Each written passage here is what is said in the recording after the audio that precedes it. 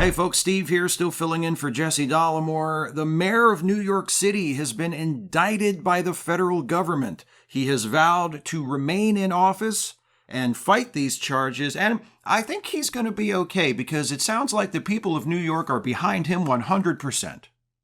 New York saying that this is not a black day. This is not a black day. This is a youth day. This is a youth day, Eric Adams. This is not a black day. Your policies are anti-black. You are a disgrace to all black people in this city. The things that you have done are unconscionable. You hurt our schools. Our streets are dirty. Our children are harassed by the police. This is ridiculous. This is ridiculous. You can shush me all you want, but the people are with us. And this is not a black day. This is a justice day. First of all, I want to thank you for being here this morning. And I want to thank the supporters of all ethnic groups. It really is a beautiful thing when the public rallies around to lift up an embattled politician, isn't it?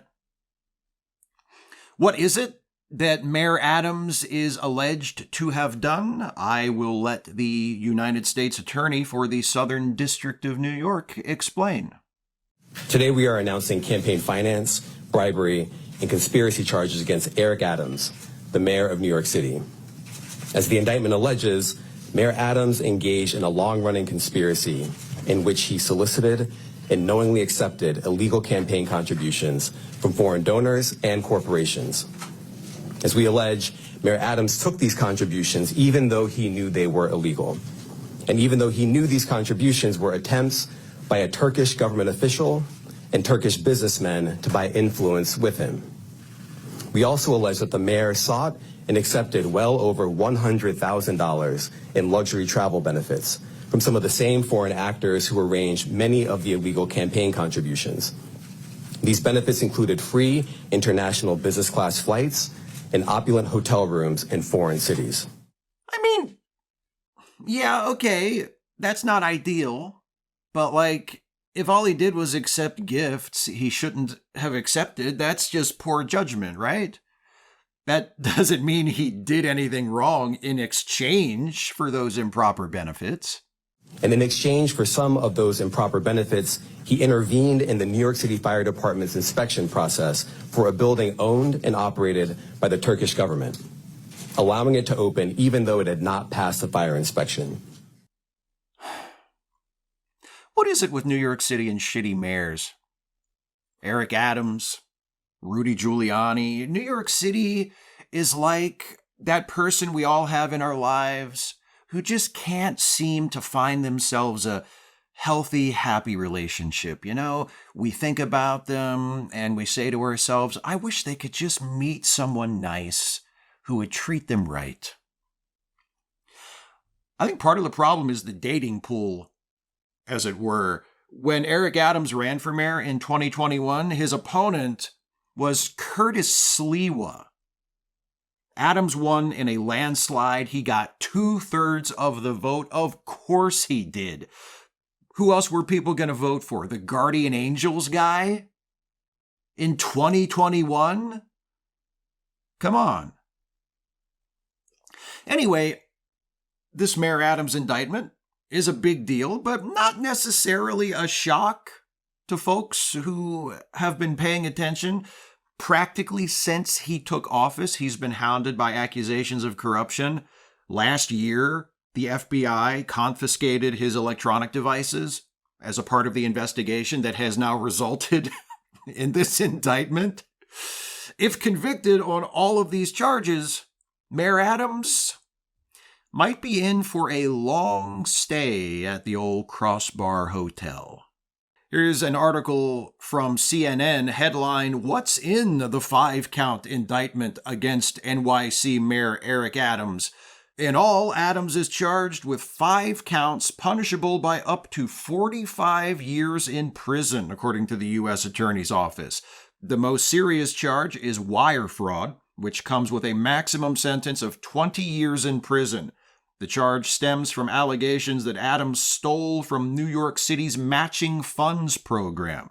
The program is designed to give New Yorkers a greater voice in elections and matches donations from city residents with public funds, but it prohibits the use of straw donations, according to the indictment. The program requires candidates to certify compliance with campaign finance regulations.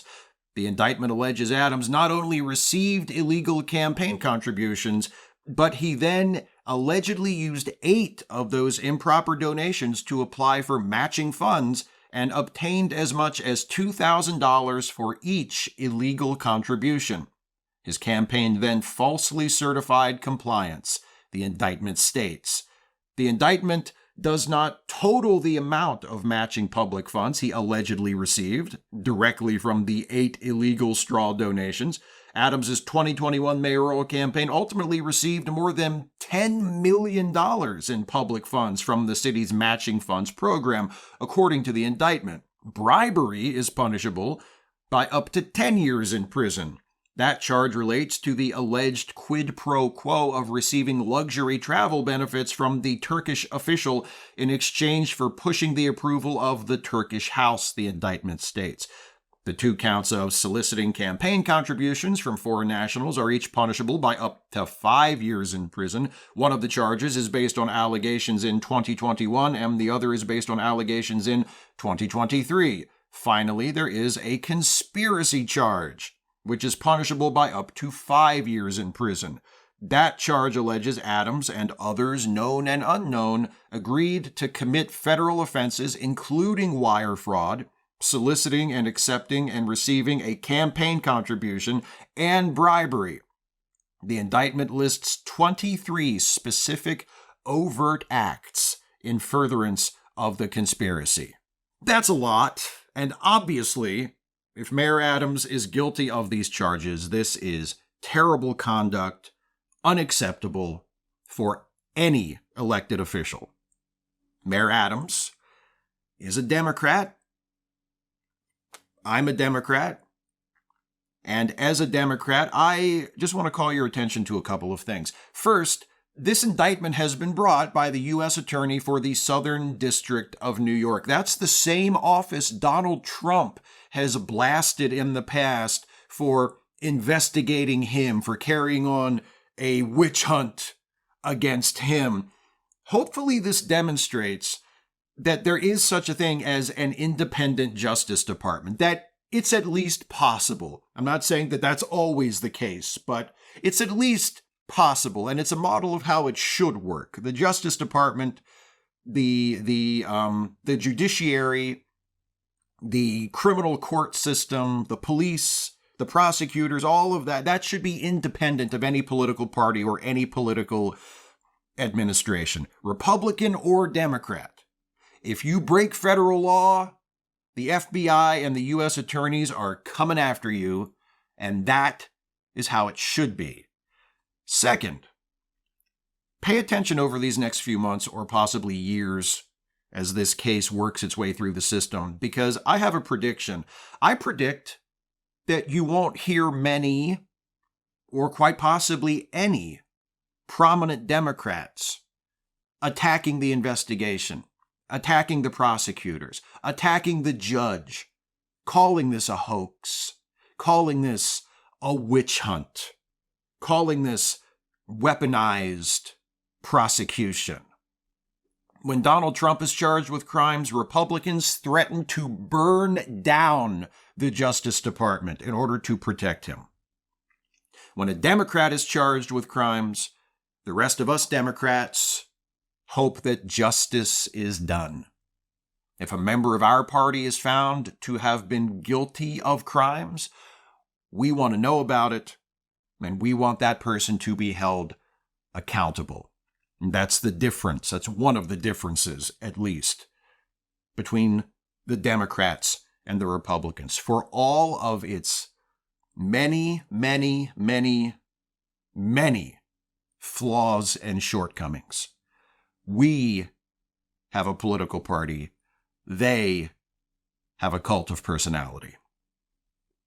The bad kind, not the good CM Punk kind. Just for clarification.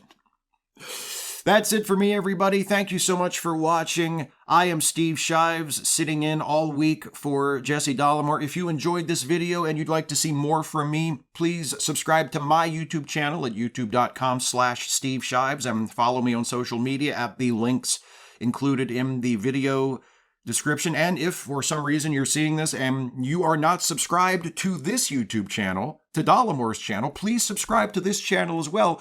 You will not regret it.